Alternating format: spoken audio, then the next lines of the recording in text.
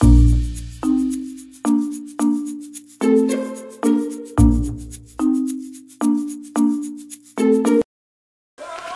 bienvenido a esta nueva tutoría. Recíbela y llévala también en tu dispositivo móvil o tableta. Recuerda, esto es tutorías.co.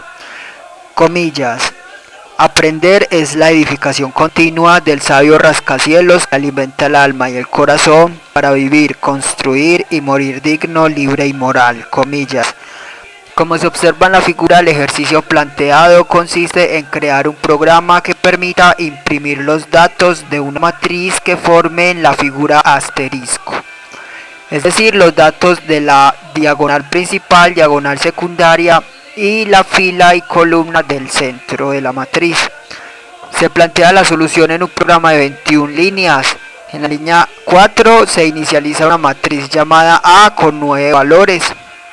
Recuerde que las matrices son estructuras de datos que permiten almacenar información de manera temporal mientras el programa ejecuta. En la línea 5 una variable n se inicializa en 3. Entre la línea 7 a 11 vemos una sentencia condicional. Recuerde que las sentencias condicionales permiten a un programa tomar dos o más caminos alternativos. Línea 7. Si el residuo o el módulo entre n dividido 2 es igual a 0, quiere decir que n es un número par. Recuerde que el residuo es la función mod halla el residuo de la división entre dos números. No es el cociente sino el residuo, lo que sobra luego de una división exacta. Si ese residuo es 0, quiere decir que los números son múltiplos. En este caso n es múltiplo de 2. En ese caso línea 8 a la variable post le asigna n dividido 2. Observe entonces que aquí lo que estamos haciendo es hallar la posición central de la matriz, es decir, la fila o columna central. Supongamos que sea una matriz cuadrada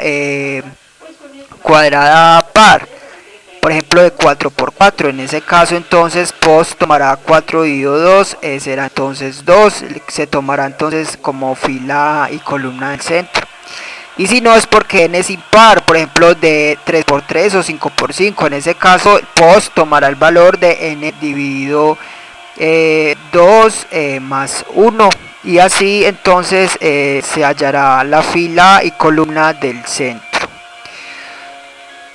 Bien, entonces ahora vamos a recorrer esta matriz para imprimir los datos de la figura asterisco. Podemos usar un solo ciclo, porque la columna y fila del centro ya son constantes y la diagonal principal y secundaria se puede hallar directamente. Entonces un solo ciclo entre las líneas 13 entonces a 22 o a 21, un ciclo for. Recuerde que los ciclos son estructuras repetitivas que permiten ejecutar un conjunto de instrucciones repetidamente, aprovechando así la velocidad de procesamiento de datos de un computador.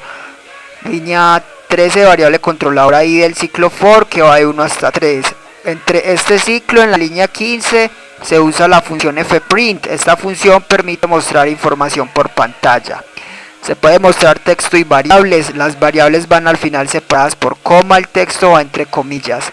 En este caso estamos mostrando un dato de la matriz A. Como esos datos son de tipo entero, se usa entre comillas porcentaje de para poderse visualizar el valor de la matriz en la fila y columna post. Con esta instrucción estamos imprimiendo entonces los datos de la matriz de la columna de la mitad. Observe que la columna es una constante, la variable post. La que varía es la i, que es la fila.